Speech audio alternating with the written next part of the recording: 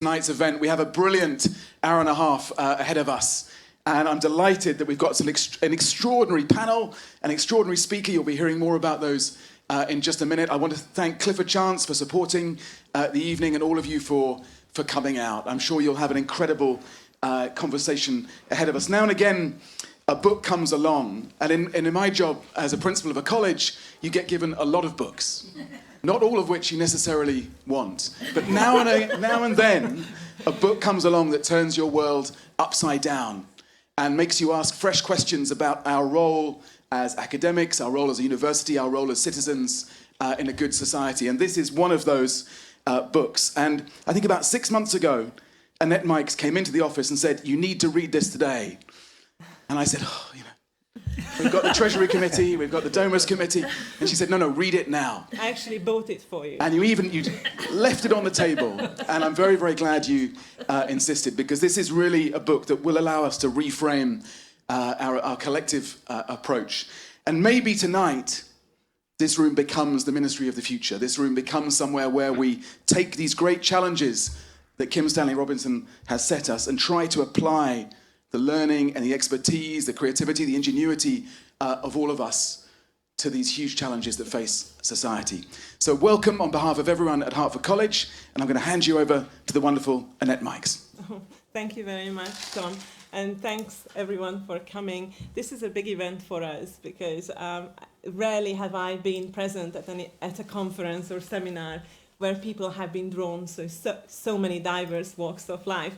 So the excuse for us convening here is to meet a wonderful writer of fiction who is already on the screen. I'm going to introduce him in a few minutes, but it's the convening of this panel which makes this extra special to me. So let's start with the composition of this panel, and you get a sense of just the diverse backgrounds that we are from.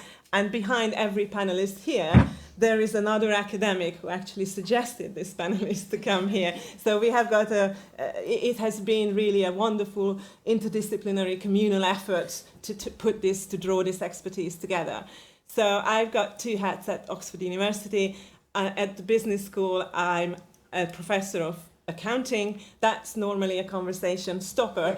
So very quickly I move on to introduce myself as someone who studies risk management and the management fellow at Hertford College. And through my studies of risk management, I came across with two particularly interesting environments and important areas where risk matters. One is space entrepreneurship, which is why this event was partly inspired by the Oxford Institute for Space, which is represented here by a number of people, and also the risk management of one of our grandest challenges, climate. And through wearing these multiple hats, it came together this idea that science fiction, some of which is morphing into climate fiction, has something to say about how we solve some of our grand challenges. So this was the motivating idea, and the ideal person to start these kind of conversations with is Stanley Robinson, who is known not just as one of our greatest living science fiction writers, but also one of the greatest writers of ecological fiction. So in order to span the range that Stan manages to span in this one volume, we decided we actually need to call on various expertises here. So with me, we've got Professor Gillian Rose, who is now head of geography, the School of Geography and Environment. Gillian is a cultural geographer, which means that, among other things, he studies how knowledges come about, by whom and why, and with what consequences. So the social construction of knowledge. And we're going to be asking questions about the social construction of the knowledges underpinning this wonderful novel. On my right, we have got Roger Luckhurst, professor of modern literature, whose range goes from the Gothic to the macabre. I've just learned he also studies zombie novels. But the reason why you are here is not the half dead or the almost dead, but your interest in science fiction. And science fiction is in alternative mediums, not just in the conventional text format. Then we have got a Gordon Clark, economic geographer, so an economist who is interested in right now sustainable investment, the world of sustainable investment, and trying to understand the behaviors and motivations of those actors. Very relevant for this book. I'm saying that because when I first talked to Stan, he was saying for him the most exciting knowledge that he had to draw on for this book was economics. And in fact, it reads like a novel of economic ideas. So we draw on a second economist on the panel, Rebecca Henderson, here from Harvard University, visiting the Blavatnik School. Her recent book on reimagining capitalism has been out for a while. You're touring with that book, and I think you and Stan have a lot in common as you are approaching our grandest ecological challenges. And then we have got Professor Mike Wooldridge, whom I bracket call Professor AI. You're studying something I never understood until I read your book, The Road to Conscious Machines, which turns out to be a misnomer because you don't actually believe we are there at conscious machines, but neither does Stanley Robinson. And yet AI plays an important part in the future that he's depicting here. So this is just the width of expertise we are drawing on. So about Stanley Robinson, I don't think I need to introduce him very much. I think many of you in this audience came because you know his work. What I would like to focus your attention now is this latest novel, The Ministry for the Future, which is very inspirational to us sitting here. This is the work of somebody who is equally at home in the world of science and able to deploy moral thinking as he's contemplating our grandest challenges.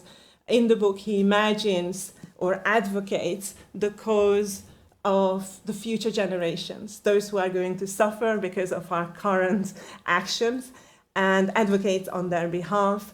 And by the end of the book, you will see a complete roadmap to a more sustainable world. So on that note, I would like to hand over to Stan. He's going to take the stage for the next 45 minutes. It's up to you, Stan. And then we're going to have some questions drawn from the book, inspired by you, that we discuss together here. Over to you, Stan. Well, thank you, Annette, and thank you, Tom. It's a real pleasure to talk to you all. I wish I could be there in person, but being here in Davis, California, allows me to have this as my morning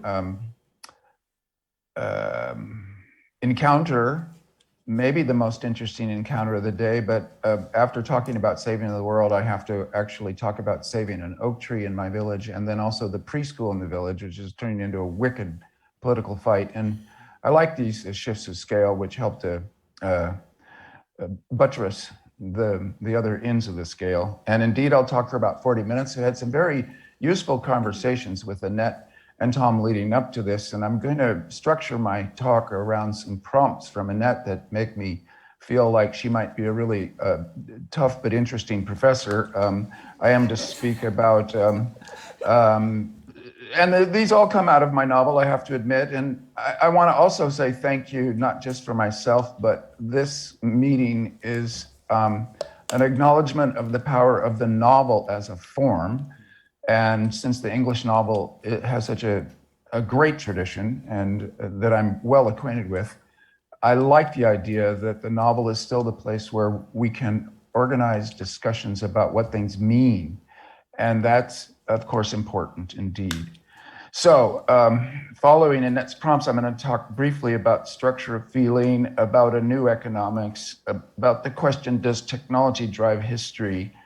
And then move on to some conclusions about these things. So, you know, as Ralph Waldo Emerson said, skate fast over thin ice, and I will skate fast. So, structure of feeling. This is a term from Raymond Williams, the great British Marxist literary critic and theorist. And it's he points out there that although we have our animal emotions that are biological in origin, they are shaped afterwards by language and by culture.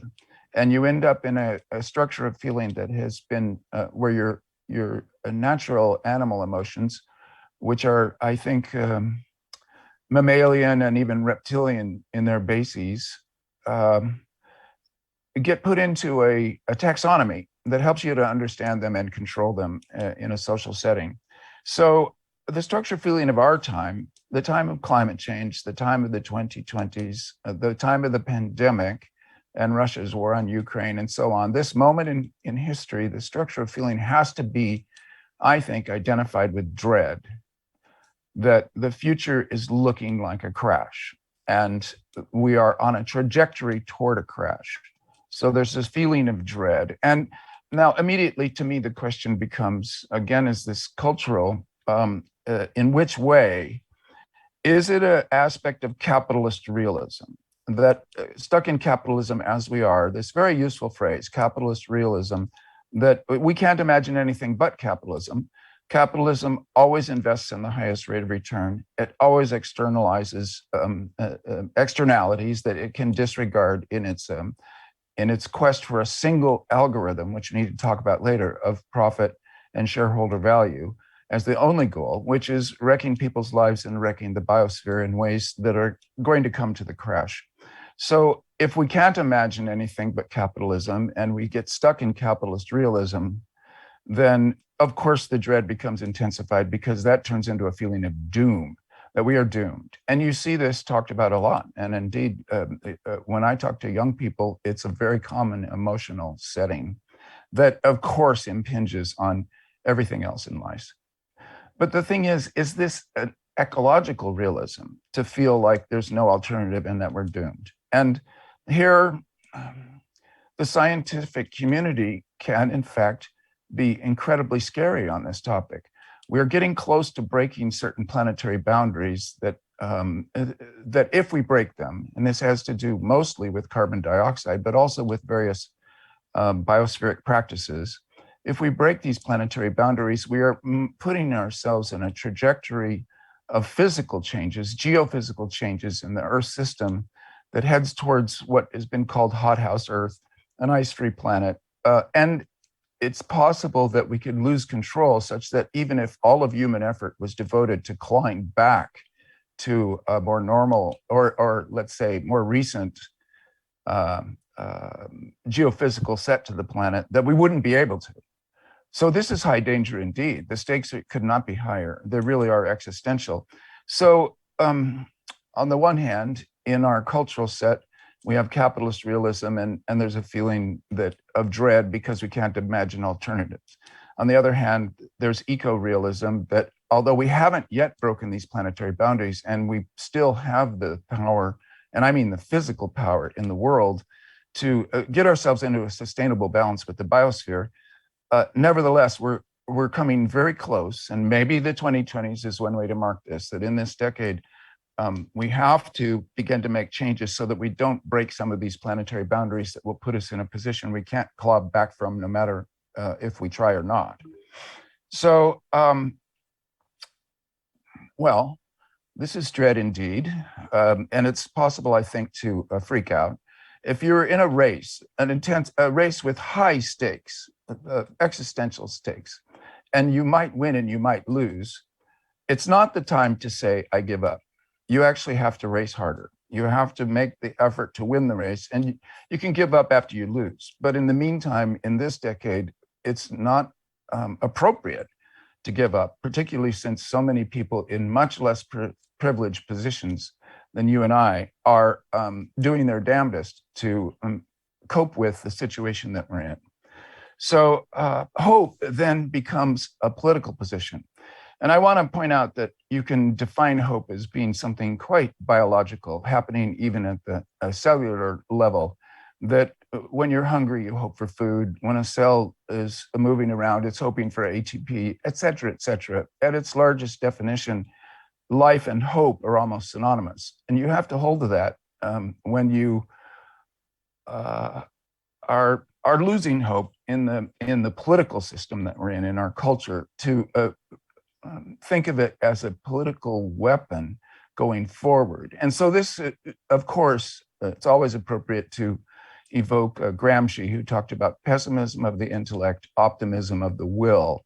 And the will is very important there. You will this optimism that Gramsci talked about as a club to fight with in the political arena. So I would recommend a structure of feeling that in some ways is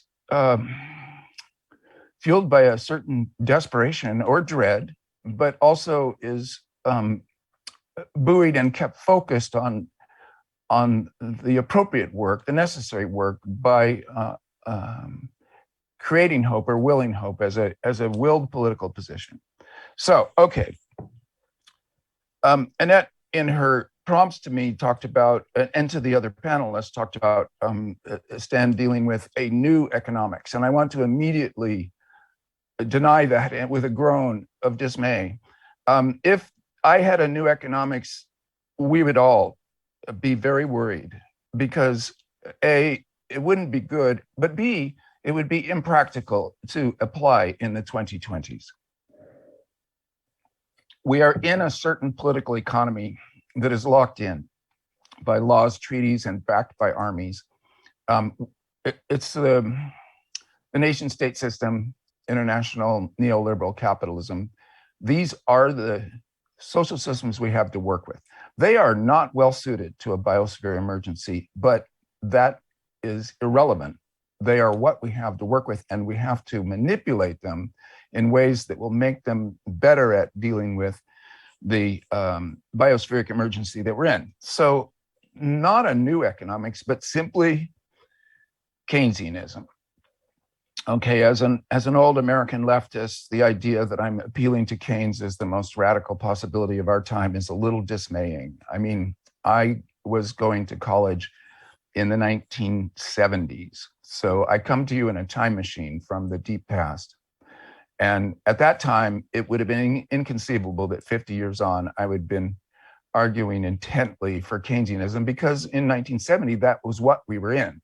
But the neoliberal coup or counter-revolution, 1980 to 2020, of giving over the world's political economy and all human activity to the market, was a bad move, a simplistic and harmful move for the most part. Although everything is a mixed picture, and there has been enormous development in those 40 years, but also a stupendous rise in inequality amongst humans and damage to the biosphere. Neither of those mattered in the neoliberal order in ways that are becoming obvious and indeed scandalous, I would say. So back to Keynes, he said, when the business world is in trouble, there needs to be government stimulus, that the government runs the economy and not private industries. And the government at certain times has to take over. Now, during the Great Depression, that was tried in the United States, and it worked, sort of. And then in World War II, it became a kind of a necessity. And we'll come back to World War II. It's an interesting analogy to the current moment. What you can say in the current situation is that a Keynesian response to this emergency would be what is now getting called carbon quantitative easing. So quantitative easing is simply the creation of more money by the central banks. It's fiat money. It's not crypto money. That needs to be emphasized in case people misunderstand me by certain mistakes I made in Ministry for the Future in my vocabulary. But at all points in that book, I'm talking about central banks. So this is fiat money created by government and backed by the whole state in ways that make people trust it. And money is a medium of exchange, a storage of value, and a sign of social trust. And it's crucial to remember that last part. We trust each other, or else money wouldn't work at all. And nobody trusts crypto. So crypto coins now fail on all bases, especially Bitcoin. They don't do any of the things money does. So this is a kind of a speculative bubble like tulips. Back to the central banks. In 2008, about somewhere between $5 and $10 trillion were introduced into the economy. This is where accounting would help. And it's funny that we can't be more certain about that. And then in 2020, with the pandemic, again, some vast trillions of dollars were created and given out by governments, this time a little more intelligently to people and individuals and small businesses, rather than just to the big banks as in 2008, who continued to make the mistakes that had gotten them in trouble in the first place. So in other words, the quantitative easing of 2008 was a little bit desperate and misguided in terms of just rewarding the banks that had gotten us in trouble. In 2020, during the pandemic, it was quite a bit more intelligent and democratic and targeted and effective. Now, carbon quantitative easing would be this, that again, central banks make, let's say, all of them together for one thing. We need the biggest central banks to be in on this plan to support something this big, creating 2 or 3 or 4, I've heard different figures, $1 trillion per year that is spent first on carbon drawdown on green projects, let's put it that way. Anything that helps the biosphere is going to be paid for by new money from the central banks. And then it circulates, as Keynes pointed out, with a kind of multiplier effect into the general economy as just more money. Can that happen? Yes, that can happen. And so it's interesting. And there is a group called the Network for Greening the Financial System. It's at this point 90 or more central banks of the world, including all of the important ones. And they are studying this as a group of central bankers. And they've put out a white paper, you can find it online, have 9 suggestions for greening the financial system. And truthfully, the 2 of the 9 I didn't understand at all. The other 7 I had to translate into my own English. And they are comprehensible. And they do seem to add up to what is perhaps some forms of carbon quantitative easing. So luckily, I take great comfort in this. This idea is being pursued by the people who are responsible for it. Then also the Green New Deal type plans. This is legislation rather than central banks. This is moving from monetary policy to fiscal policy. Legislatures can designate that public funds be spent on one thing or another, and that's what the Green New Deal and also the Green Recovery in the European Union. You see these efforts being made, and it's quite plausible that China, in its centralized central government, is also pushing green recovery type spending, which they can command from the top. You would compare this kind of spending to perhaps national defense. In the defense of your country, you also have to defend your biosphere. And so as a function of national defense, the legislatures would then designate a certain amount of funds for green work. And that would mean spending it, if you spend at the same scale as what national defense spending that we call military spending, well, already you're there. And it could be argued that at this point, despite the necessity for military defense from some nation states making bad decisions and attacking other nations, and of course we need to be prepared for that, but for the most part, the militaries of the world are on standby waiting to do something useful, and now there's something useful to do. So these are areas, and I'm thinking that Oxford is a beautiful place to discuss all these things because of the intellectual firepower, the standing, and the intensity of the discourse there that is, by necessity, interdisciplinary because of it being Oxford. And so any tendency to get into the silo of your own discipline, which is always a tendency in academic settings, gets a little bit blown up by the name Oxford and by the habits that you've established there as a community. Now, Annette asked this question, which I guess the Ministry for the Future kind of asks. Does technology drive history? It's the name of a good little book, and in historiography, theories of history, it always comes up as a question. It's a kind of eternal question. But, as with newspaper headlines with questions in them, the answer is no. No, technology does not drive history. And I say this because of the verb. The verb is wrong, okay? Technology is deeply intermixed with human history. Of course, we evolved by beginning to use stones and fire. We were pre-human when we became technological, and in a co-evolution with our technologies, we actually turned into human beings.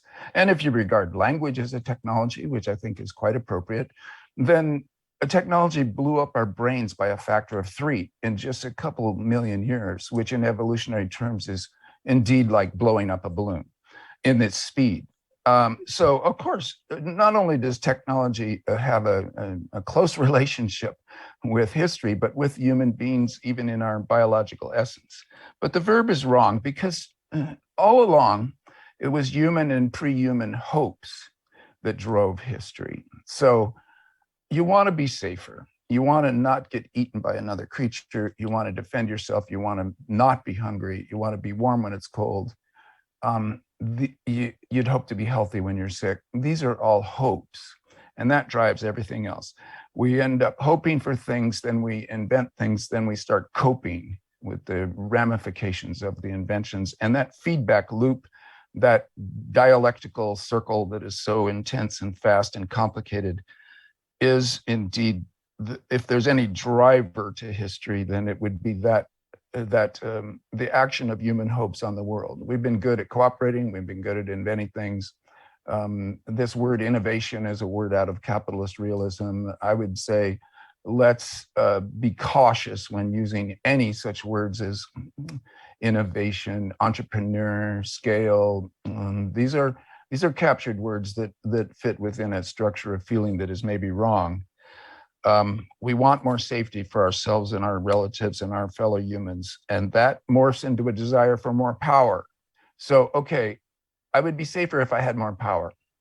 This is somewhat true, and then, like many truths that can be driven too far into a zone of more power, eventually makes you unsafe because people would like to cut down your power.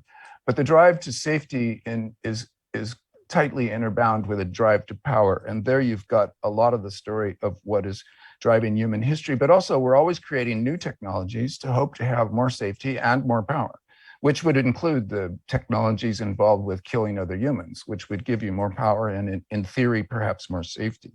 That can obviously go wrong. So, okay. I want to move into my own zone here of doing a kind of a science fiction exercise and think about the 2020s. I'm now thinking that from what I've seen since Ministry for the Future was published, that there are two competing responses to the climate emergency, to the crash that we're facing, to the mass extinction event for the other creatures of the earth, the biosphere crash that we are on the trajectory towards. One I'm going to call green capitalism, because we are in the neoliberal capitalist order internationally. There's an awful lot of private capital that so far has been going to the highest rate of return as a very simple algorithm, like a replacement for thinking. Just get the highest rate of return. And that, by the way, brings us to accounting. What's the highest rate of return? Why should extraction of value, destruction of people's lives, destruction of the biosphere, why does that bring highest financial return? Well, the accounting is wrong. And this is an interesting place where at Oxford, a more accurate, more humane, more safer and more powerful and effective accounting system of our this is a fundamental to a revised political economy that gets us through this emergency, accounting itself. And I'm very happy that Annette mentioned she also works on risk assessment, because that's somewhat of an accounting problem, a cost benefit analysis that I don't want to be too simplistic about this, but risk, first you say to yourself when you're assessing risk and then moving to risk management, which is somewhat different, how likely is something to happen? And you can try to calculate that, very hard. And then if it does happen, how bad would it be? And so sometimes these are differentials. Something's not very likely to happen, but if it did happen, it would be catastrophically bad. And then you have to try to avoid it. Even as unlikely as it is, you still have to spend human time, money, and effort to avoiding it because the results would be so bad. So it's interesting to think about climate change as a risk assessment problem. How likely is it to happen? 100%. We're already there. It's going to happen, climate change, to one extent or another. So, okay, that part of the equation is simple enough. How bad will it be? Well, a mass extinction event in which billions of humans may die. So, as bad as it could get. So it's it's almost 100% going to happen, and it would be catastrophically bad. We don't need to do much more risk assessment here. We need risk management. We need a response. So this is what I'm seeing amongst private capital. These are intelligent people who are now in control of trillions of dollars.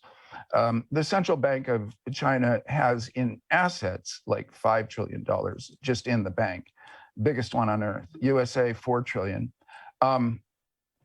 Mark Carney, who was the Chancellor of the Exchequer, if I recall right, gathered together a group at Glasgow of asset managers, which is to say banks, investment banks, and various kinds of asset managements, to promise that they would invest greenly only. And he said the assets there were 130 trillion. So what I want to emphasize by this point is that there's a lot of private capital out there. And what this translates to is to money that can be paid to humans for humans to do things with their career. So that instead of behaving virtuously and sacrificing some part of your economic value in life in order to help to save the biosphere, you're getting paid to do it as your job and your career. That's what this kind of investment translates to. And so green capitalism, I'm seeing a movement where asset managers of all kinds are thinking, if the biosphere is destroyed, then it's bad for business. We can't go on making profits. And so therefore, just as a function of an ordinarily operating capitalist success going forward into the future, we have to actually figure out a way to make a green work, biosphere restoration, et cetera, profitable, because that's been the measurement so far. Again, that might be an accounting problem, but the notion would be that, oh, well, we can make money. But think about this. We've got to draw down perhaps 500 gigatons of carbon dioxide from the atmosphere. A gigaton is 1 billion tons. The quantities involved are stupendous, and it's a fun exercise to work out the volume. Like, what kind of a mass does that represent? 500 billion tons of dry ice. Well, someone do that for me. That's it would be an interesting quantity, but the thing is, nobody wants that dry ice. So the ordinary function of capitalism, of supply and demand, you get a demand, you supply it, you make a profit. Well, I can give you 500 billion tons of carbon dioxide. Nobody wants it, but also nobody wants death by disease. And so we have a sewage system.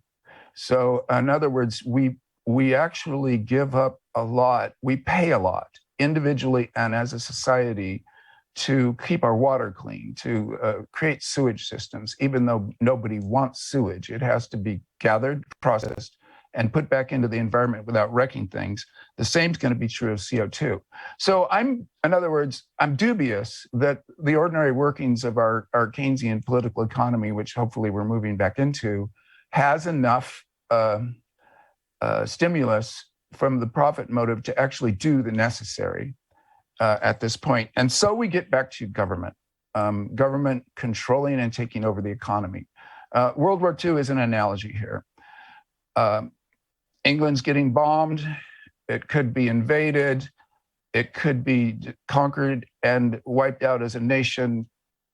And London is being blown up as well as the rest of the country, and people are dying. That sharpens the attention and pulls together the political will of a political community to the point where, at that point, the government, for instance, the Treasury, went to the Bank of England and said, you are no longer a public-private entity making decisions of your own. You're no longer an instrument of capitalist power that is intruding into government affairs in order to make it better for capitalists. We're taking you over because we're in a war and we need your resources. And historians can help me on this, but I believe that is a description of what happened, and it certainly happened in the United States, which is a history that I know better. The United States, even though not being bombed, except at Pearl Harbor, was organized into a war society where everything was subjugated to the government, down to the details of which materials you used and how much gas you got per week, what kind of foods you could eat. This is really quite authoritarian, but it was democratically pushed. The populace agreed to it, that it was the the politicians advocating this takeover were elected and reelected by big margins because it was generally agreed this is the right thing to do. Whether that kind of government impetus can be gathered adequately to, in this situation, with climate change being a kind of bombs aren't falling on your head, people are dying elsewhere of heat strokes and storms. But on the other hand, where you live too is changing rapidly. Stresses in the system, and also the appearance in the world of millions of people displaced by damage in their place that will then impinge on you. All these things are combining such that we have got in the 2020s, I think, two competing models, and maybe they're not competing. Maybe they are going to make a new amalgam, because one thing's for sure, this is an unprecedented moment in history. It is not as if analogies, in fact, analogies to the past are usually contain so many inaccuracies to the new situation that they are very limited value whatsoever, historical analogy. But nevertheless, we have to learn from history. We have to use its examples to guide us now. And so we look to these analogies, think about the similarities and the differences in the present situation. And I'm wondering if we're going to end up with a situation where in the next few to several years, there's going to be a growing discrepancy between what we know we have to do to avoid the crash and what we're actually doing in the political economy we live in now. And as that discrepancy widens, there's going to be more agitation, more anger, more catastrophe. And possibly at that point, there will, if we're lucky, there will be a reaction amongst the people of the world pushing their political representatives to get it together to cooperate in a worldwide solution that would be indeed government-driven, treaty-driven. The Paris Agreement, the Fossil Fuels Non-Proliferation Treaty, the Paris Agreement is the crucial space for arguing about this. Now, the Paris Agreement could fall apart. It could become something like the League of Nations, a good idea that failed under the pressures of history. But if it succeeds, it will be the space in which we talk about many of these issues. And because she's at Oxford also, if I understand it correctly, I want to invoke Kate Raworth's donut economics. I thought of this at first as a kind of there's a lot of pop economics out there of very limited value, but sometimes quite illuminating. And in this case, this image of the donut, as silly as it is, an inner circle and an outer circle with the human economy circulating inside those two boundaries. The outside boundary are the planetary limits that we can't break. The inside boundary is human immiseration, is justice itself. Nobody gets to be dropped through into immiseration. So this whole project has a human element to it, that justice is indeed an ecological policy. It's both morally right and utilitarian in that it helps to get us to the creation of the outer boundary as well. So these are both boundaries that will be legislated. They have to be legislated. The market creates neither, and in fact, the market's breaking both of the boundaries. Within legislation, you could then maybe allow a post-capitalist economy of businesses, of private people making their own decisions, but within those boundaries. And so then the energies would circle around. Somebody said this is like a cyclotron or a fusion creator, an energy trap between two boundaries circulating. Maybe it'll go fast, maybe it'll be good, but these should be legal boundaries, hard limits, so we don't crash the biosphere and we don't immiserate billions of people. So, okay, I'm coming to the end here by thinking hard about what I'm loving about this panel that will now take over is the breadth of knowledge and expertise brought to these questions. I'm really looking forward to what people say. I haven't spent enough time because I've been diligent in responding to Professor Mikes' questions. But I would say also it's really important to think about land use. And we have geographers here, we have economists here. And so geography is really the study of land's use by humans, as I understand it. This is why the term psychogeography always cracks me up. It's redundant. All geography is psychogeography. But what I want to emphasize is that healing the biosphere, dodging the mass extinction event, is a question of how we interact with the land. And these 30 by 30 plans that are happening in Europe, in California, and in the US, and hopefully elsewhere all over the earth, these are spectacularly good plans for coping with the oncoming crash and dodging it. The notion it was articulated by E.O. Wilson in his book, Half Earth. And he was talking about we need to stay off of 50% of the Earth's surface and maybe even the oceans to allow the rest of our wild cousins to survive and then prosper. And at that point, we, confining ourselves to 50% of the land, will also prosper because the rest of the planet and the other creatures in this biosphere are our extended body. So it's a matter of self-help to take care of the biosphere. Well, I thought when I read this book 10 or 15 years ago, this is as utopian as it gets. A beautiful idea, unlikely to happen. And as a utopian science fiction writer, I recognized it as a fellow work of utopian science fiction in a nonfiction guise. That happens a lot. But now, 10 years later, we have these 30 by 30 plans, they're government policy. I've met the woman who runs California's 30 by 30 program. She says California is at 24%. It's an interesting question to look at Great Britain and think, this is sometimes called rewilding there, but could you take 30% of the land and give it over to the wild creatures? It looks complicated at first, but all the young people are moving to the cities. Villages are emptying out. A structured, conscious, and voluntary emptying out of the countryside to make habitat corridors, to make preservation areas. It strikes me that this is crucial work.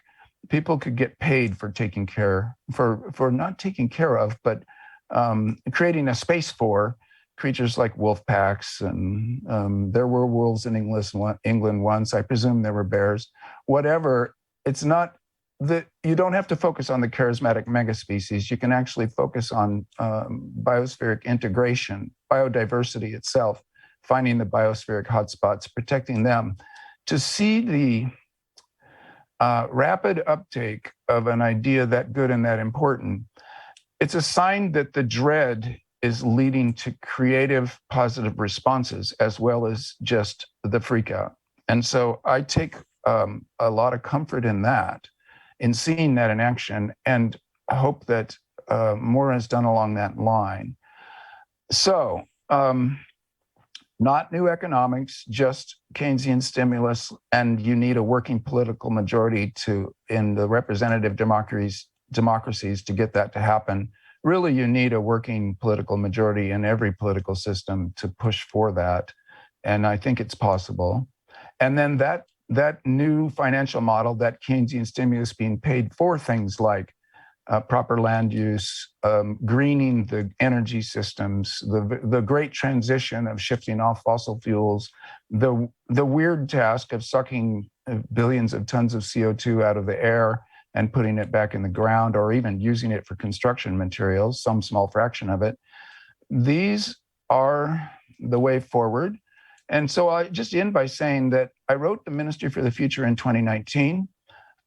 Some of the ideas that I've expressed to you are in that book. Others I've learned of since. That was a darker time, 2019, than now. It looked like Trump might win re-election. The pandemic had not yet slapped us in the face with the knowledge that history is happening and we have to react to our biospheric emergency. Without those two things, I wrote sentences like, the 2030s were zombie years, from my future historian. Well, this is now so far off. And this is what happens to science fiction, as Roger can tell you. You write it from the moment you're in, you project a future. It is really a map of the psychic present that you wrote in. So someone like John Clute says he can date any science fiction novel just by reading the text without looking at the copyright date by internal clues. And I think he can. I think anyone can if they pay enough attention. Now, Ministry for the Future is off the curve. It's a novel from 2019, a darker time. And so now I can honestly end with the thought that I have more hope that we will properly cope with climate change than I did when I wrote Ministry for the Future 3 years ago, on the earlier side of a huge, almost geological divide in history. So with that, I'm going to stop and turn it back over to Annette and your panel with many thanks to all of you. And I hope to do this in person with you someday in the not too very near future, but plans these days are extremely hypothetical, and we'll just accept what we have today with thanks. Thank you.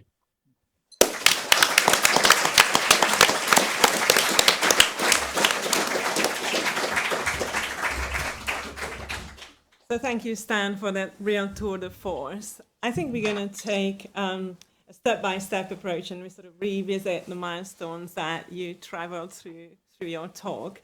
So shall we start with the structure of feeling of our time? There is a wonderful passage or sentence in the book where you actually define it as a world that is unjust and unsustainable and massively entrenched and falling apart before our eyes. And that structure of feeling changes by the end of the book, which is, of course, projecting 30 years forward to something much more hopeful, to something much more where people are planet Gaia citizens and live in a global village. I'm turning to Gillian because she is the cultural geographer on the panel. And so are you okay with the diagnosis of the zeitgeist? And in general, you also study knowledge creation, the social construction of knowledges. So the diagnosis here of the cultural feeling and also of our unsustainable state of the world is based on a knowledge that's evolving and socially constructed by the way. So we would love to hear from your perspective of where we stand here. Well, thank you. That is quite a tall order. I told you I'm a tough professor. I think I'd like to take a little bit of a step back, perhaps, and think a bit more about the trajectory that you just traced in the book from sort of despair to hope, which also struck me very much as I was reading it. And I thought I might also take a step back. I think Kim at some point said he was a kind of in a sort of time vault from the 1970s in some way. I think I'm speaking a little bit from the 1980s, which is when I read a lot of the kind of scholars that were following from Raymond Williams and that idea of structure of feeling. And they were really interested in very everyday kinds of knowledges, things like novels, films, TV shows. This was obviously pre-digital media. And what they were really interested in tracking through was the ways in which everyday knowledges, but also more specialised kinds, were really quite tightly aligned with different kinds of, sort of social identities, social institutions and organisations, different kinds of languages, and that often produced kind of conflicting accounts of what the world is. And I think that's why I would pause and actually step back and say the global zeitgeist. I have no idea, and I wouldn't dare to presume. And I think that sense of different kinds of knowledges being generated in different contexts is something that's really important to bear in mind. And I think it's also an issue that many scholars have had with that notion of structure of feeling as well. You know, feeling much more kind of intangible, really powerful sense. You know, there is a kind of zeitgeist, a mood of the moment, or some of us feel a certain kind of mood, dread, hope. But to generalise that into a kind of planetary state is I think, quite challenging. And I think I want to just make a couple of points sort of spinning off from that differentiation that I think is necessary when we think about structures of feeling. One of which is, I think, to think about the structure of feeling of the novel, which, and I guess it's an exceptional book in part because I think it does traverse lots of different kinds of knowledge domains. I mean, clearly, you know, we demonstrate here in the panel, and I'm sure in the room, you know, it does an extraordinary job, I think, and a very unusual job in speaking across lots of different knowledge domains.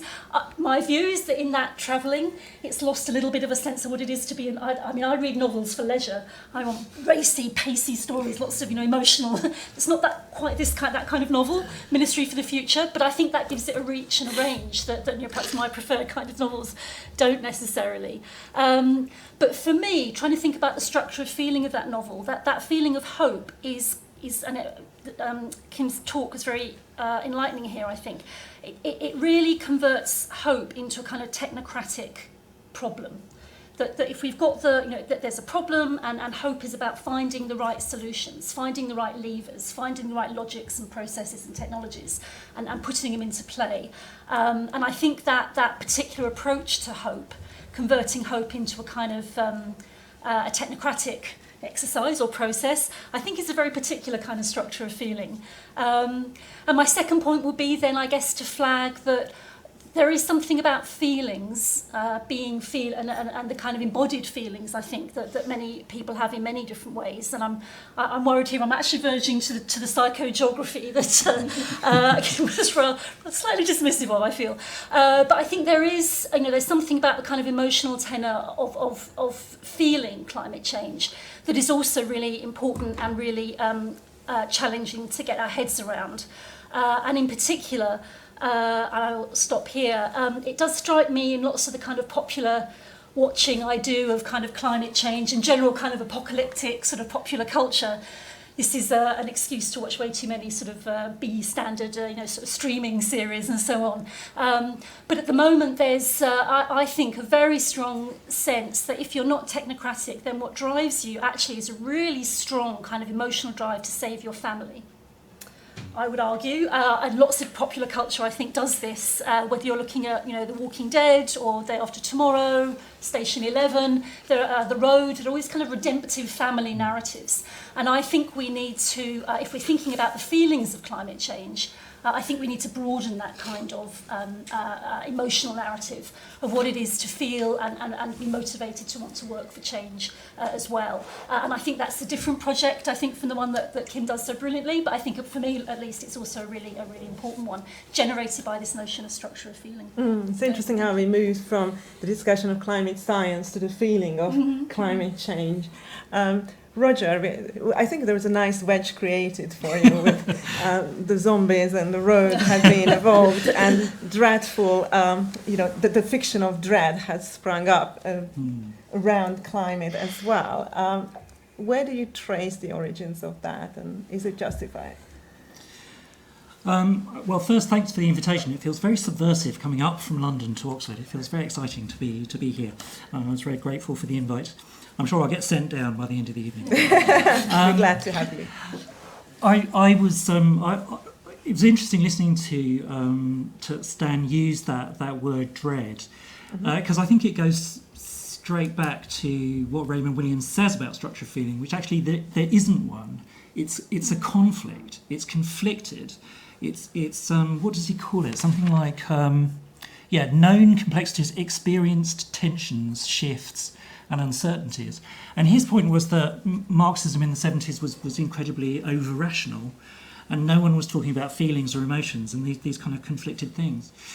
And my sense is that actually what we need to pick up on is that sort of feeling of conflict. I mean, dread is not necessarily a bad thing. The best theorist of dread is Kierkegaard, who talked about it as the dizziness of freedom. So it's that feeling of looking into an abyss.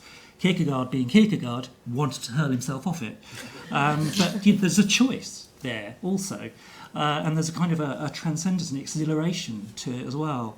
And I think that's the kind of feeling that we get. In fact, in the Ministry for the Future, there's this brilliant term called the Mask of the Red Death syndrome, which is his discussion of this idea of, I think, conflicted structure of feeling. So on the one hand, if you know the Poe story, you're having the best party ever, but you're having the best party ever because it's the end of the world, because death is waiting outside and is going to arrive and carry you off. And so that sort of sense of conflict, I think, is really important. And for me, as a literary person, as a literature scholar, it's ambivalence that we look for. It's ambivalence that the novel can do, that it can entertain these different kind of discourses. It can even swallow them all. I agree there's a question about whether it is in fact a novel, and I would hope that it breaks the back of the novel, which is why this panel can come around and talk about it, is that it's a heteroglossic novel, to use Bakhtin's term. And I might come back to that one-legged Marxist later to kind of use him, I think, as a way of thinking about the future of the novel as well. So I think what's great about the book is that it does really kind of explore these apocalyptic fantasies. And Rebecca and I were talking about how easy it is to do dystopia now, and the kind of standard line that I think is even in the novel. It's much easier to imagine the end of the world than it is to imagine the end of capitalism, which no one knows who first coined, and there's a big argument about that. Could be Jameson, to whom this book is dedicated to, Stan's former teacher, of course. So it does that kind of apocalyptic stuff really amazingly well. But at a certain point, it makes a choice in this dizziness of freedom, in this dread, to go for hope. And that's much, much harder. And I think, our sense of kind of difficulty with it, if we're experts, economists or computer scientists or geographers, is precisely the point. It's forcing you to think through something positive, whereas it's so easy, particularly in academic discourse, to be cautious and negative and kind of pull back, I think. So that sort of leap, if you like, halfway through the book, where things go right, is exactly what I think the last few novels that Stan has been writing have made the choice to do. That sort of sense of doing that, and that can only be applauded, I think, because, as you say, we then read that and then we go home and we watch series 17 of The Walking Dead, which is the same as series 1. It's exactly the same story over and over again. So I think this is kind of a real attempt to breach all of that. Yes, that's right. I mean, I think we talked to Stan about the first eco-novel, Ernst Kallenbach's Ecotopia, which was penned in 1975, which dared to create a hopeful and optimistic world. It's not the best known novels of all time, and it doesn't make an adventurous reading, but it is a roadmap in the same sort of way as this is a roadmap to a more sustainable future. It's a festival of ideas as well. And many of those ideas come from economics. So I'm going to turn to Gordon and Rebecca now. And can you give us some commentary on the kind of economics, well, we know Keynesian economics, that underpins this novel? Yes, we've been reminded that Keynesianism is not fashionable now, but it is actually with us, it's still living with us. So what is your take on this big change, the structure of feeling, that zeitgeist is changing among investors as well? Stan describes the investors of the olden days as shorting the planetary future. Now investors are going long on the planet, meaning there is some sort of return to be earned on green capitalism. So what's your take on this? What drives this? And what are the challenges? Okay, well, thank you very much. It was great to listen to the commentary from California, I must say. And it was a wonderful project to read the book. I've never encountered a book that has 100 chapters and 500 pages, and you just go from chapter to chapter with this sort of sense of, oh my gosh, look what he's doing now. It's really quite extraordinary. So about 20 years ago at Oxford, we sponsored a series of workshops with young investment groups who were very interested in building what is now called ESG metrics. 20 years ago, we sponsored these events, 2 big events, bringing entrepreneurs and sort of well-meaning investors in the UK, Europe, and the United States to Oxford to talk about how you would do that, 20 years ago. The market for ESG next year, or 2025, is reputed to be in the order of $50 trillion US. That is to say, products, investment products, will have in some sense be badged or be framed by an ESG metric or an ESG goal. So you've got to think to yourself, well, what happened over 20 years? What is it that went from a niche area in finance to become actually mainstream, notwithstanding those who dismiss it as pure greenwashing, blah, blah, blah, right? What I think has happened is in part the realization that you can make a profit out of the environment. You can make a profit out of the environment in terms of its reproduction, most importantly, and that you can make a profit out of the long term through environmental stewardship, which you couldn't have done 20 years ago.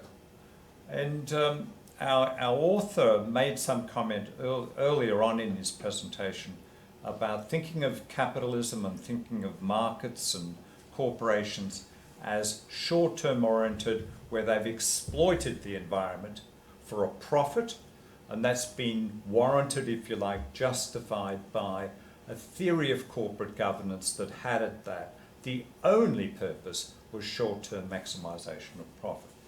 That's still with us. It's still with us when we hear commentaries about capitalism, when we hear sort of Republicans, people on the right in this country talk about actually what is the purpose of the corporation, what is the purpose of making a profit in the long term. But over 20 years, I think there's been a confluence of counter-arguments. Think of it as standing on the shore of a large ocean. Big wave keeps coming in. It's called, if you like, it's called maximizing profit. It's called, if you like, the essence of capitalism. But there's these other waves coming in. This giant tidal wave comes in and calls ESG, and that sort of changes some of the discourse as well. So I'm, in some sense, over 20 years, quite optimistic about actually the incorporation of these issues into decision-making made by companies, made by investors. I'm also very self-conscious of the remarkable vitality of technology investing led by 20-year-olds and 30-year-olds, not 50-year-olds or 70-year-olds. The vitality of that market type investing that actually takes as given that sense of having your cake and eat it too. That is, we're investing for a long-term profit, but we're investing to do good. And that's called impact investing. So I'll make one last remark about this. So I've sort of said that actually over 20 years, I've seen a sea change in how the investment process is conceptualized. I've seen a sea change in actually the application of metrics like ESG to corporate decision making. But I've also seen a sea change in what our students expect out of an Oxford education.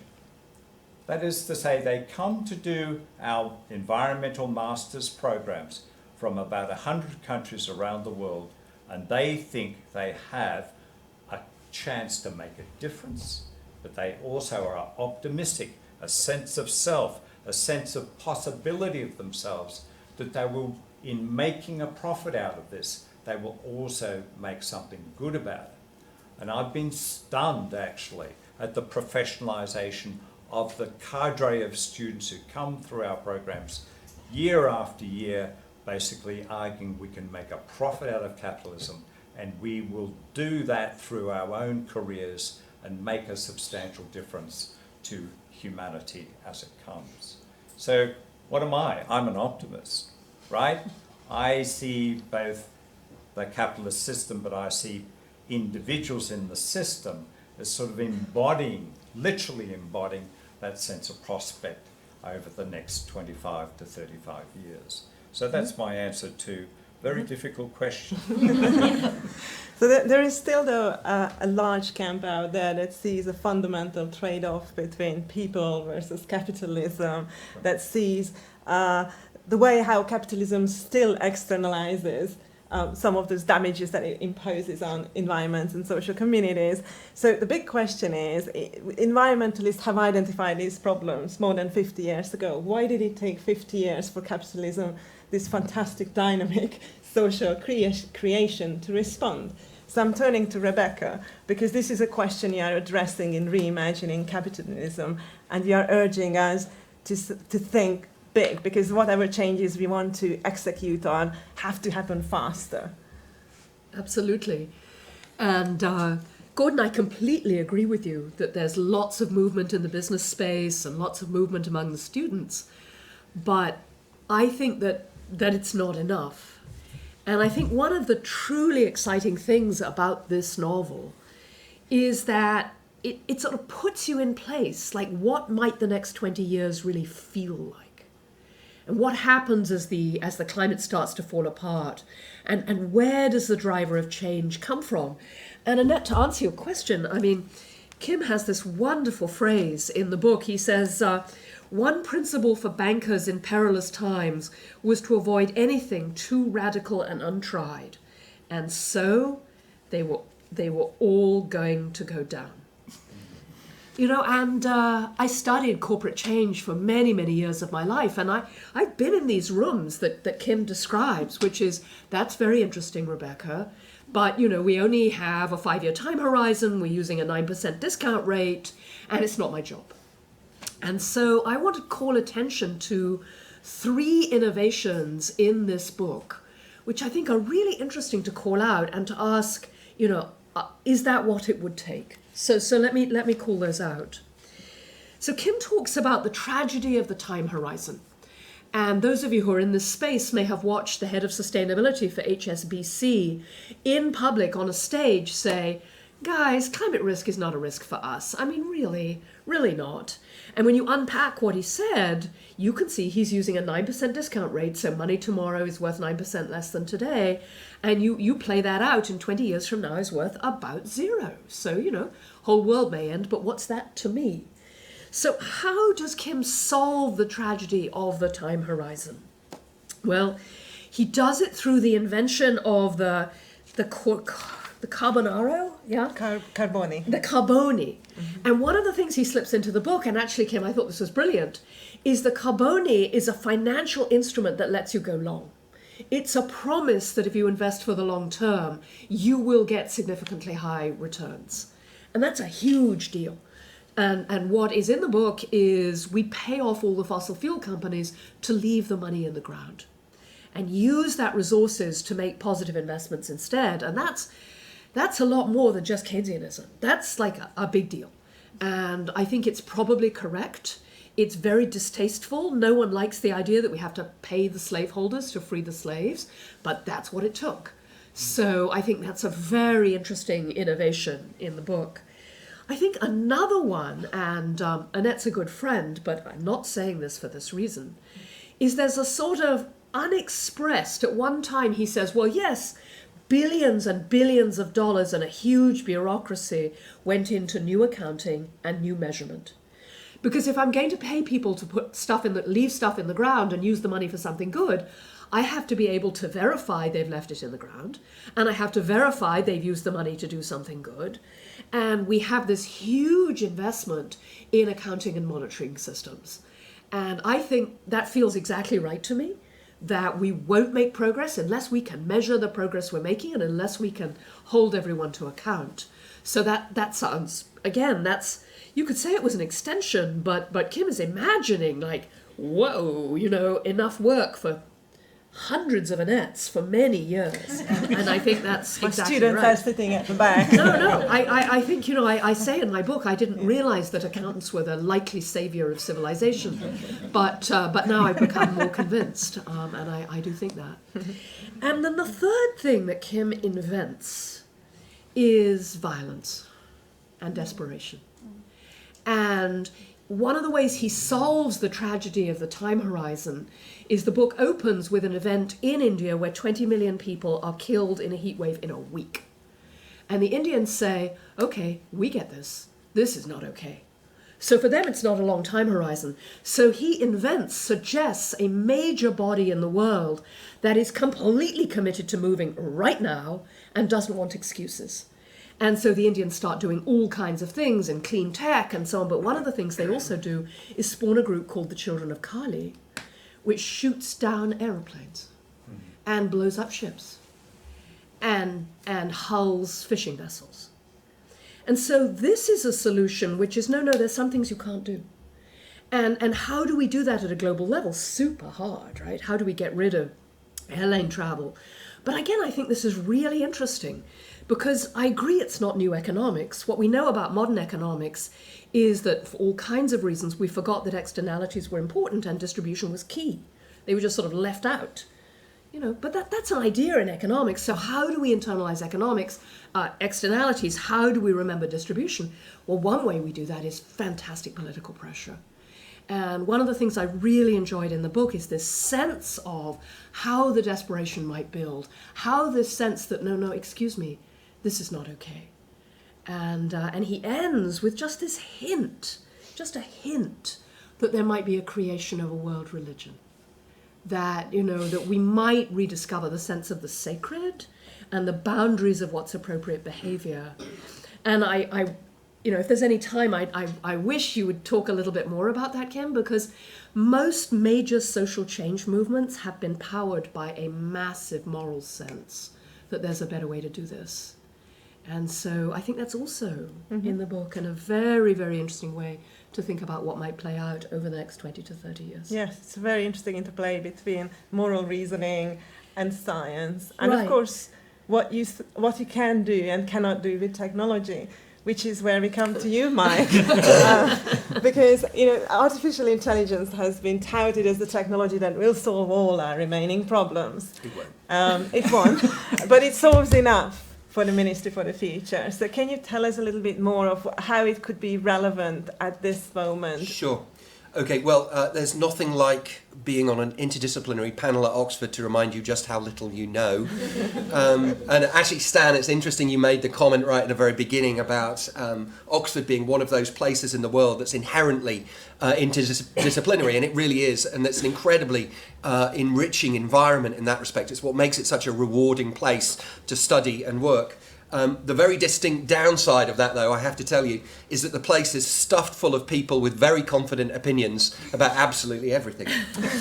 Okay, so I do not claim to be an expert on the range of issues which you've all addressed so eloquently. My area is artificial intelligence, and there is this temptation to respond to everything in the book, which I think we probably all had. So I'll restrict my comments to AI, and if you'll indulge me, Stan, I'm going to frame my comments through the lens of my second favourite science fiction author, Douglas Adams, and put forward two views of artificial intelligence.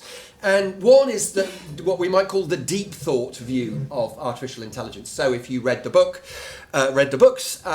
Deep Thought was a computer, obviously a fictional computer, which was constructed with the goal of providing the answer to the ultimate question of life, the universe, and everything. And of course, the joke in the book is that the answer turns out not to be very interesting. Adams didn't realise it, but actually he had quite some insights into the nature of artificial intelligence when he came out with that joke. We are, for example, I think, really genuinely on the brink of having machines which can comfortably pass the Turing test, which for 70 years has been held up as one of the key challenges in AI. But it turns out that's actually not necessarily very interesting in its own right, or indeed necessarily very useful.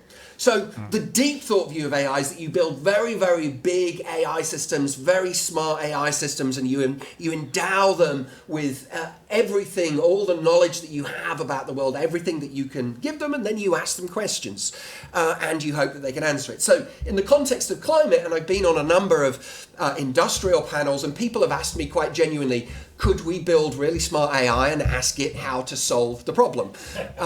And the answer is no, that's not realistic. We're not any close to doing that.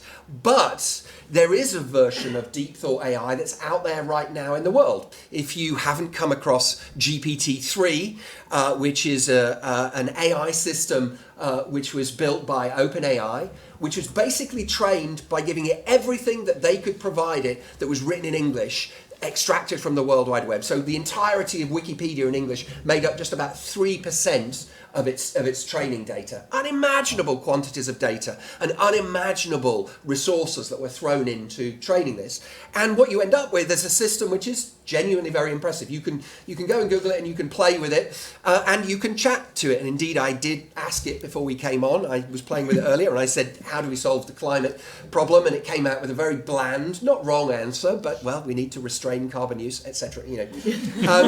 So there are versions of the big AI dream, the deep thought view of AI throughout science fiction. And so in your book, Stan, the one that I love is the Aurora Ai, the idea of an AI system which is controlling a very large, complex spaceship over a very, very long time horizons.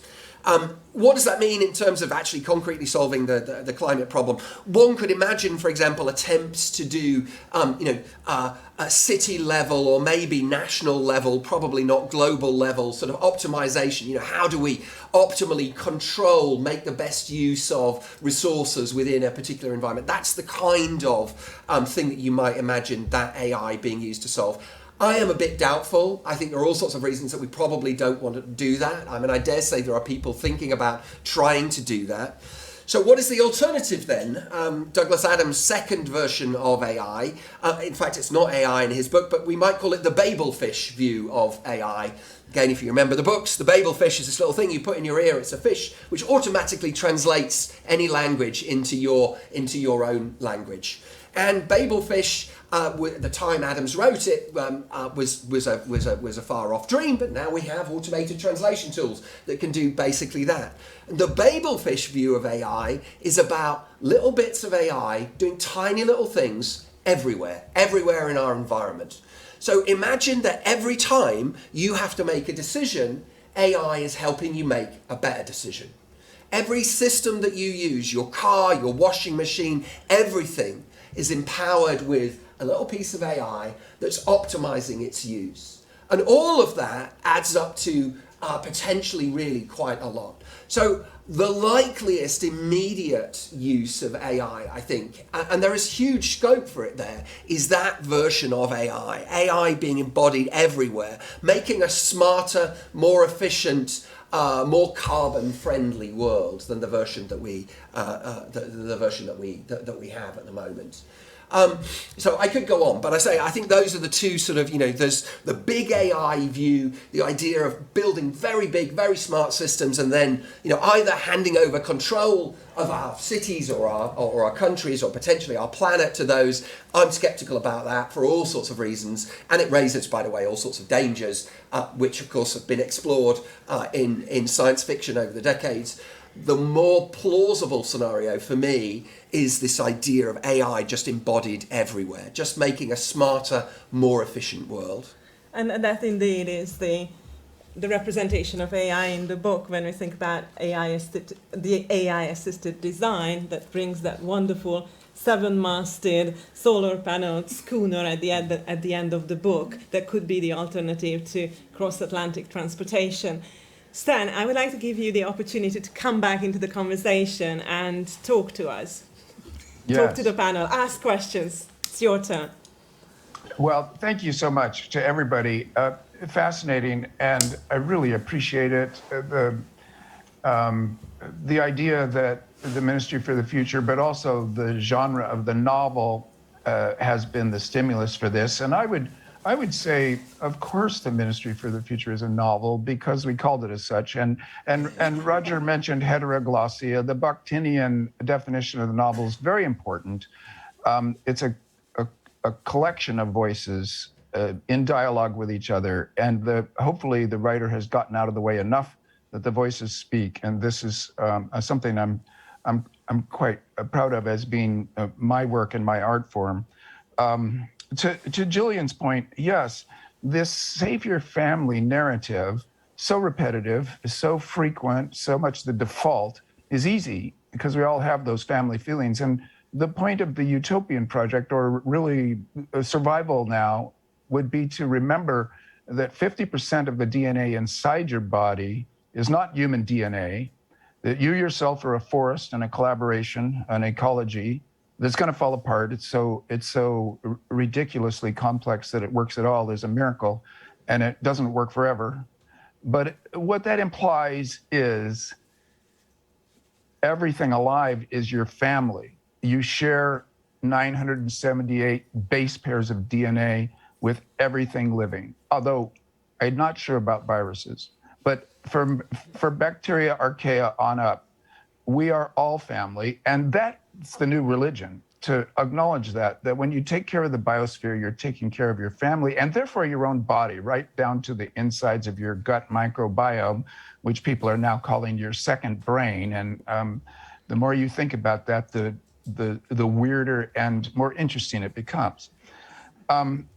And then I want to thank Roger for reading my books and writing about them and thinking about science fiction seriously. That's a powerful cadre in the humanities and in literary studies. I've watched it over my lifetime grow, partly because of Frederick Jameson, partly because of critics like Roger and many others.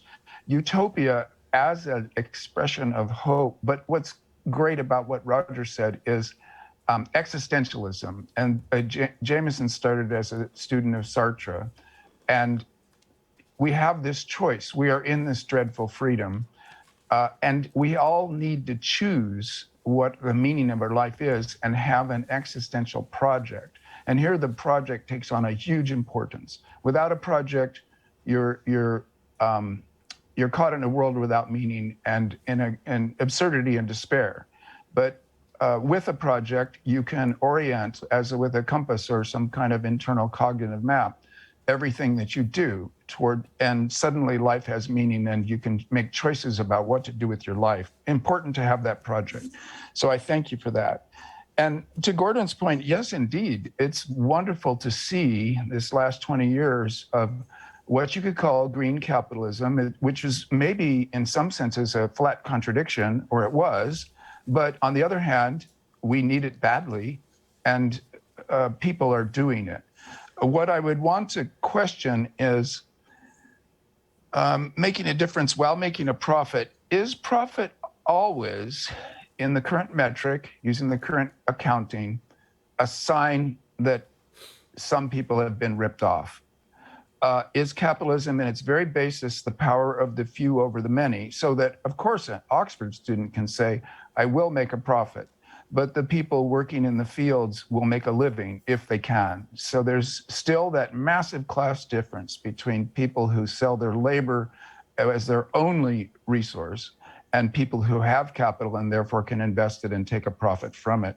I would direct attention to the wage ratio. The cooperative movement, the US Navy, early China under Mao, the wage ratio would be 1, and that's the person getting the basic wage, to something like 3 or 5, 9, 10. The co-op movement suggests 1 to 10. It's easy to calculate. In other words, the person getting the most money in the system makes 10 times as much as the person getting the least, and the least is adequate. So that's an interesting bar. If you have adequacy as the 1, 10 times adequacy is already ridiculous luxury, unnecessary, but easy to calculate. Then the wage ratio in America right now is 1 to 350 on average. That means that the CEO is making as much in a day as his basic workers are making in a year. You get cynicism, despair, and the intention to break things, break the system, disbelief in the system. Of course, who wouldn't? And then in the novel, I talk about the US Navy, a wage ratio of 1 to 8. Well, this is interesting. And that's one of the most efficient and hardworking and effective organizations on Earth. And the admirals are only making 8 times as much as the able seamen, and they have good esprit de corps. There are communications from the top to the bottom of that organization. And in Mondragon, Spain, and in the co-op movement in general, this issue of the wage ratio, that the 1 has to be adequacy, and that would be like the inner circle on the donut. Everybody on Earth has adequacy. And then the richest people on Earth have only 10 times that, but only, once you begin to count it on your fingers, an adequacy, and then another adequacy, and then another one, you go up 10 times. You realize the luxuriousness of even 10 times adequacy is rather astonishing. And so then when you think about the world that we're in, that becomes ridiculous, scandalous, obscene, and stupid. So this is what capitalism has to come to terms with, is a post-capitalism that actually takes into account everybody and begins to crash that intense Gilded Age class ratio that neoliberal capitalism has brought us back to. I have to say, Rebecca brought up points that are important to contemplate. The violence, the string of violence in Ministry for the Future is rather appalling to me personally. I wrote it because I thought it might happen, in the same way that the catastrophe that begins the book happens. As people begin to suffer the sharp end of the stick of climate change catastrophes, they're going to get angry. They'll see their families die, and you're back to the narrative of the single family. The survivors will be so angry. It's not that they'll want justice, they'll want revenge. And it will be lashing out and incoherent. It won't be targeted and intelligent and avant-garde and a vanguard party changing the world by killing off a few billionaires. It won't be that useful. It will be incoherent, messy, and counterproductive. So I put it in the book to make the book feel realistic to the way things are going to go if we don't come to grips with this problem. But like many science fiction books, it's kind of a warning. Let's not go down this path. There are better futures than Ministry. As optimistic as it is, once you see the lay of the land of the next decade, you can say, we can do better even than the future in Ministry for the Future. And I hope that happens. But thank you, Rebecca, for bringing that up. And also for bringing up the discount rate. This is another way that capitalism rips other populations. In this case, the humans to come in the centuries that will come. You look over the time horizon, a discount rate of 9 is absurd. A discount rate of 4, which Nordhaus got the pseudo Nobel Prize in economics for, is still too high. Many economists say that the discount rate should be 0. And of course, that messes with economic calculations, but it seems just. So then what about a discount rate that starts at 0 in the present and then you ratchet it up through the centuries so that it gets higher? Or maybe you start at a relatively high discount rate like 4 and ratchet it down to 0 as you go forward. These are accounting games. These are economic calculations that are quite important for deciding what to do right now. And they're worth discussing in a way that they haven't been. And then lastly, to Mike, I enjoyed your book. It's nice to have an AI expert who is not drunk the Kool-Aid, you might say, who is telling us how it can really work and how it can really be helpful. And so I think one way to do it is to take out this name or examine this name, artificial intelligence. Yes, of course it's artificial. Well, maybe it has intelligence, but what do we mean by that? What if we called it computer-assisted science so that the word becomes science again and becomes human? What if we called it big data analysis? Well, it looks a lot less dangerous and sexy, but on the other hand, it's really what it is. And then, of course, machine learning, the stuff that Mike and the whole discipline is on the cutting edge of. I just listened to an AI interview in AI.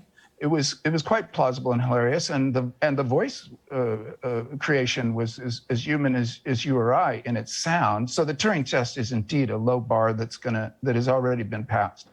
But what about the usefulness of it? And this is what Mike pointed to.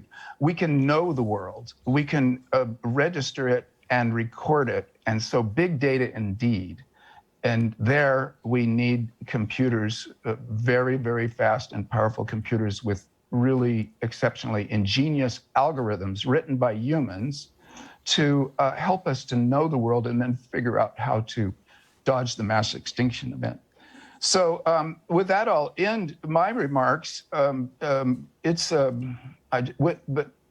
just say again, thank you. Of course, we needed a glaciologist on the panel, but thank God we didn't have one, because the glaciologists I know would have tried to explain that the whole thing depended on glaciers, which is not quite true.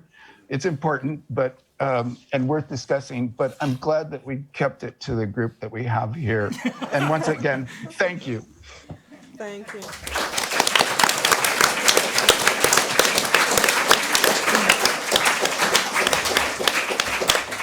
So, Tom, principal, your job was to monitor the structural feeling of the room and take over at this point. And if you feel it's appropriate, take a few questions from the audience. You can address it directly to Stan or to the panel, knowing that many of us are going to decamp to Hartford College, so you can meet this wonderful panel. Stan, however, will be prevented by distance. So this is your chance. Yes, indeed. And wow, I hope you were all as stimulated and engaged and inspired by that conversation as I was. Yes, we are out of time. Not literally yet, Stan. But Let's see some quick fire questions if you have them. Many of you, in fact, all of you are most welcome to come back with us to Hartford in just a moment for drinks and more conversation. But I've got Clive up here. We're going to do very quick questions to stand at this stage because everyone else will get a chance later on. Yeah. Clive. Thanks. Frederick Pohl called this the velocity exercise. Stan, if I could convince you that climate change was extremely unlikely to cause a mass extinction, how would that change your risk assessment? Well, it would take some convincing.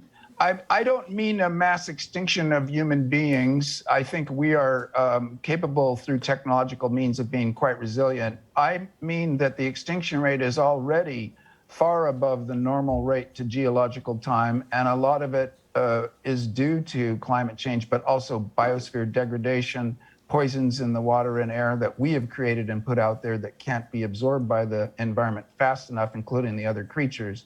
No, we've already begun a mass extinction event, so that would take some real convincing. Any more quick fire? Here we go. I'm going to go 1, 2.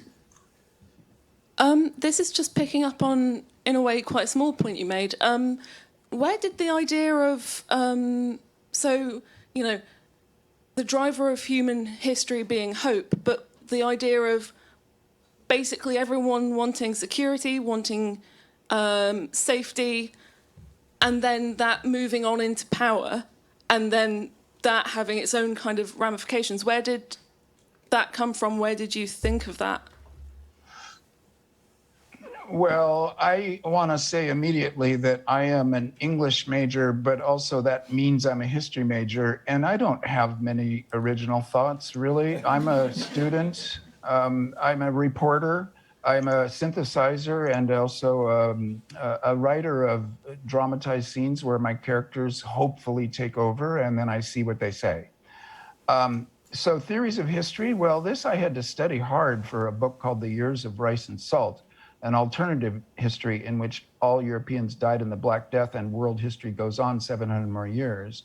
That's when I ran into the book, Does Technology Drive History? And a whole lot of other books by William McNeill and Kenneth Burke and Hayden White, whose meta-history is very worth reading.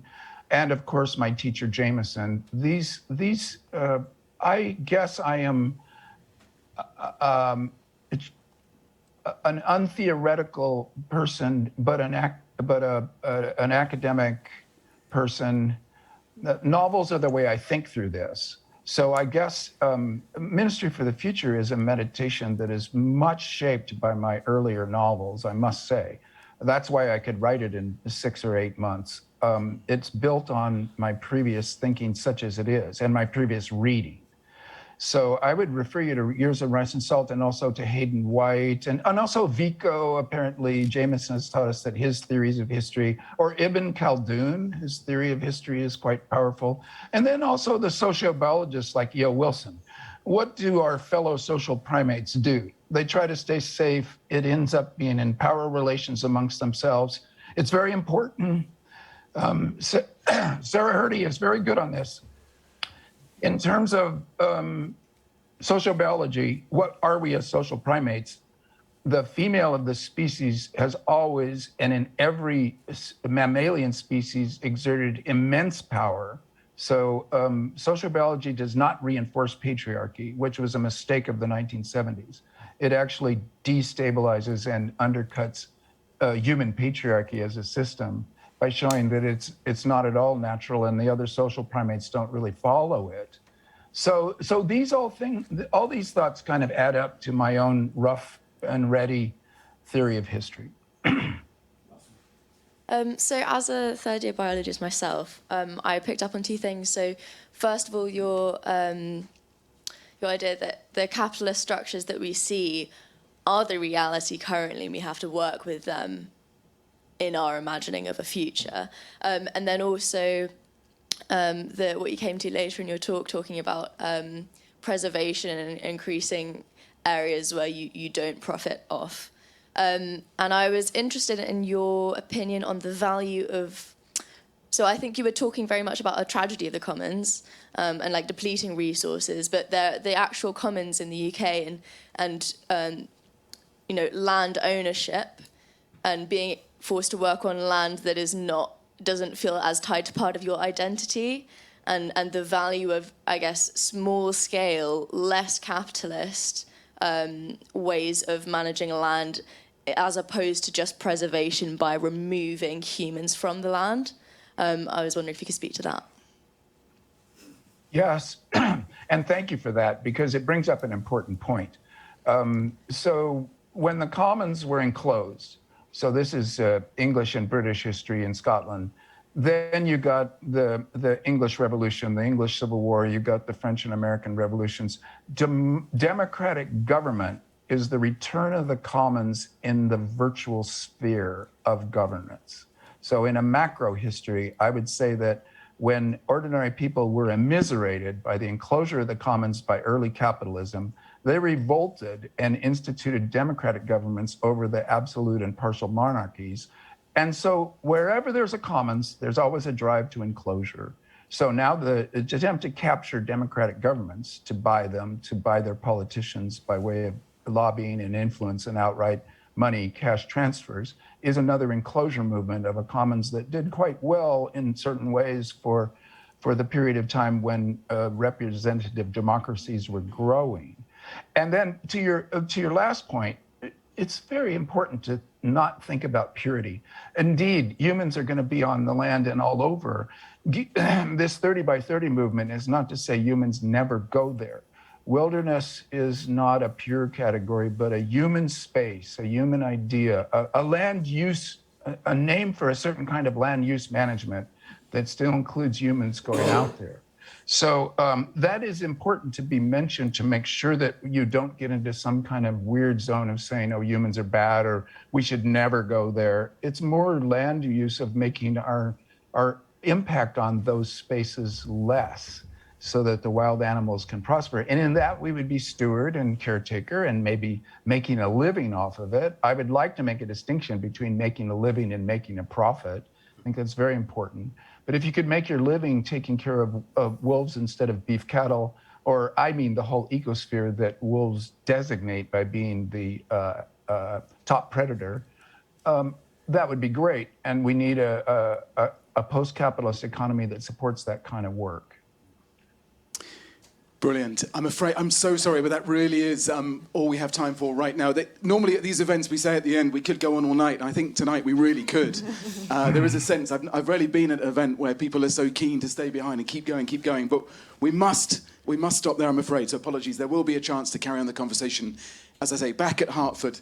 Now, I think we should thank Stan and this extraordinary panel for an absolutely brilliant session. You've taken us from a feeling of dread and doom, I think, at one point in the conversation, through subversion, an intensity of discourse, and ended us in a place where we can imagine hope as a political weapon. In the surface, this was a great line, in the service of a more humane, safer political economy for future humans. What a mission that is. And from my old world of government and the UN, what we used to call maps and chaps, I can say very clearly that we do not have the answers in that world, but maybe tonight shows us that the answers are in rooms like this. That would be such a great challenge for universities to take forward. Governments don't have the ideas, the energy, or the convening power, but maybe this group will have that. So it's radical and untried, I think we said, but if not here, where shall we do that? So to be continued, first over drinks. All welcome, but also I hope in the weeks, months, and years ahead by this group. But for now, please join me in thanking Anette for the extraordinary curation. You can feel the quality of the curation and the direction tonight, I know. Please also thank Stan, for the stimulation, but for joining us. And also, Stan, in a way, for not flying over, actually. It was absolutely brilliant to have you on the screen there on zero carbon emissions. And then, but also this... We have to hide the plastic bottles. Yes, we're learning. But also this extraordinary panel. What a base for conversation, and how much we'd love to hear much more from all of you as well. So please join me in thanking everyone involved in this evening's discussion. Thank you.